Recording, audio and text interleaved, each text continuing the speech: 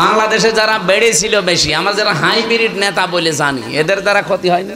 ক্ষতি হয়েছে, কিন্তু আসল নেতার দ্বারা কিন্তু অত ক্ষতি হয় না। ক্ষতি হয় সবচাইতে বেশি কাদের দ্বারা? ওই বাড়ে বেশি।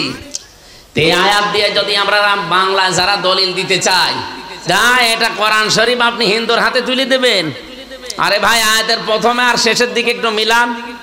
প্রথম আল্লাহ বললেন এটা সম্মানিত কোরআন, এতটুকু শেষ করেননি। ফি কিতাবিন মাকনুন, যেটা সংরক্ষিত করা আছে সুরক্ষিত স্থানে, লা ইয়ামাসসুহু ইল্লাল মুতাহহারুন, পবিত্র নিষ্পাপ ফেরেশতারা ছাড়া যেটাকে স্পর্শ করে না।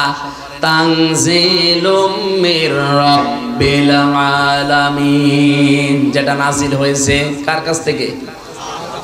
আর আমরা আল্লাহর কাছ থেকে কথা বললেই বুঝি জমিন থেকে না আকাশ থেকে? এ পৃথিবীতে যতগুলো জিনিস নাজিল হয়, নাজিল মানে কি? এক জায়গা থেকে আর এক জায়গায় পড়ে যাওয়া। পৃথিবীতে যত জিনিস নাজিল হয় তার ভেতরে অন্যতম কি বলেন তো? কোরআন শরীফ। কোরআন শরীফ কেউ কি বলে যে কোরআন নিচ থেকে উঠেছে? কে বলে? নাজিল হয়েছে। কি বলে?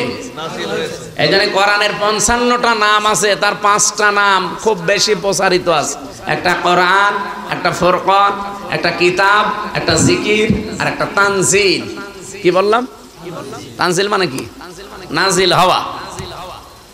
এই জন্য যেই জিনিস নাজিল হয় আমরা জানি সেটা এই মাটি থেকে হয় না, সেটা কোথা থেকে হয়? আকাশ থেকে। আর একটা জিনিস নাজিল হয়, তার নাম কি? লোহা। লোহা কিন্তু দুনিয়ায় তৈরি হয় না, কারণ লোহা তৈরি হওয়ার জন্য যে পাওয়ার দরকার, ওই পাওয়ার পৃথিবীর কোন শক্তির ভেতরে নেই, এটা আকাশে আছে। এই জন্য লোহা আল্লাহ তৈরি করে নাজিল করে। সুবহানাল্লাহ বলতে পারেন না? 3 নম্বরে নাজিল হয় আর একটা জিনিস, কি নাম? বৃষ্টি। পৃথিবীতে বৃষ্টি কি তৈরি হয় না নাজিল হয়? আল্লাহ নাজিল করেন। এরকম 7টা জিনিস আছে আল্লাহ নিজে যেগুলো নাজিল করেন। তাহলে এখানে আগের আয়াত পরের আয়াতের সাথে একটু যদি আমরা রিলেটেড সম্পর্কটা দেখি যে না, এই আয়াতগুলো, এই কোরআনের এই কথাগুলো আল্লাহ দুনিয়ার জন্য না, এটা দিয়েছে লাউহে মাহফুজের ওই কোরআন, যেখানে ফেরেশতারা ছাড়া কেউ স্পর্শ করে না। আর একদিকে ফেরেশতারা নিষ্পাপ আর একদিকে পবিত্র। এখানে কোনো সন্দেহ আছে? তাহলে কোরআন শরীফ একজন মানুষকে আপনি তুলে দেবেন আর কোনো প্রশ্ন করবেন না। এর এখানে একটা হাদিস এসেছে, মুসলিম শরীফের হাদিস, হযরতে আলী থেকে বর্ণিত রাদিয়াল্লাহু তাআলা আনহু। এই এদিকে তাকান। নবীজি টয়লেট থেকে বের হয়ে আসলেন। এই গল্প করেন মানে? আমি কি আর কি মারছি? বাইরে যেতে এখনই কেবত করবেন যে কি বললো বুঝলাম না।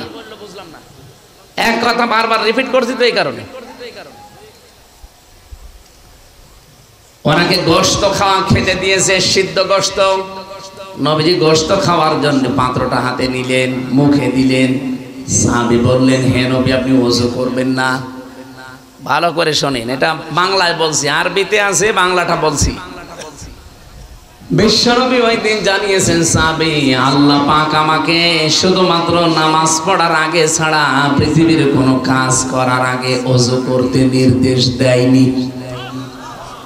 এখন আপনি বলেন নামাজ পড়ার আগে ওযু করতে নির্দেশ দিয়েছেন কে? কোথায় আছে? কোরআনে কারীমের সূরা মায়েদার 7 নম্বর আয়াতে পাবেন, ইয়া আইয়ুহাল্লাযীনা আমানু ইযা কুমতুম ইলাস সালাতি ফাগসিলু ওয়ুজুহাকুম ওয়া আইদিয়াকুম ইলাল মারাফিক ইলা আখির আয়াত। ইমানদারেরা যখন নিয়ত করো যে নামাজে দাঁড়াবো, তখন কি করো?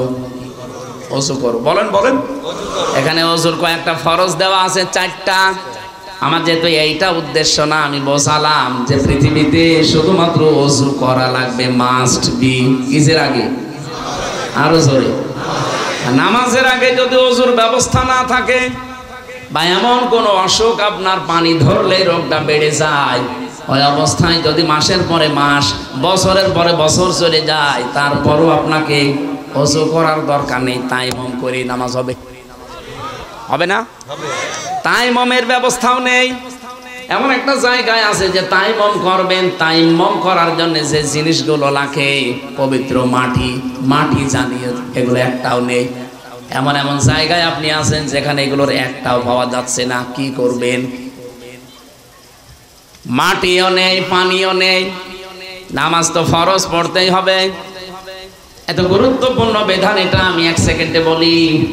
কোন মহিলার যদি সন্তান পৃথিবীতে আসার সময় হয়, নবীজি বলেন যদি সন্তানের মাথা দেখা যাচ্ছে, নামাজের সময় হয়ে গেছে, তোলার ভেতরে এই সন্তানের মাথাটা বিছিয়ে দাও, ওই মহিলাকে বলো যে নামাজ পড়ো। আপনি টের পাচ্ছেন কি বললাম?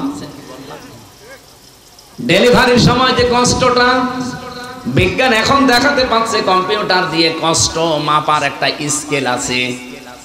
পৃথিবীর প্রতিটি জিনিস যেমন মাপ দেওয়ার জন্য আলাদা আলাদা যন্ত্র আছে। এখানে ডাক্তার না উনি, ওনারে যদি বলে আমার জ্বর মেপে দেন, থার্মোমিটার দেবে। যদি বলি এই স্টেজ মেপে দেন, থার্মোমিটার দিয়ে মাপবে? এটার জন্য আলাদা যন্ত্র আছে না, ফিতা লাগবে, গজ লাগবে। পৃথিবীর প্রতিটি জিনিস পরিমাপ করার জন্য আলাদা আলাদা যন্ত্র আছে, আর আলাদা আলাদা নাম আছে। এখন যে আপনি কষ্ট মাপবেন, কষ্ট মাপবেন কি দিয়ে? দাড়ি পাল্লা দিয়ে? কি দিয়ে? স্কেল। এটার জন্য আলাদা একটা যন্ত্র আছে। কম্পিউটারের ভেতরে আমি দেখেছি কষ্ট পরিমাপ করার যন্ত্র। পৃথিবীর যত শক্তিশালী মানুষ হোক, 45 ইউনিটের বেশি কষ্ট দিলে মানুষটা মরে যাবে, সে যাই হোক, পুরুষের ভেতরে। কিন্তু মেয়েদের আলাদা কিছু সেল আল্লাহ দিয়েছেন। এই যে সেলগুলো, এখন যেহেতু কথাটা মনে এসেছে এই জন্য বলছি, সেল মানুষের শরীরে 2 কোটির উপরে আছে। এই সেলগুলো যদি আপনি সতেজ রাখতে চান, যদি শক্তিশালী করতে চান, পৃথিবীতে একটাই বিধান আল্লাহ দিয়েছেন, তার নাম অটোফেজি। আমরা যেটাকে সিয়াম বলি, রোজা। বিজ্ঞান এটা নিয়ে, এই যে ইউশনারি ওসামি নামে এক বিজ্ঞানী, একে তো নোবেল পর্যন্ত 2017 সালে পেয়েছে। একে তার খেলা করতে নোবেল দেয়নি।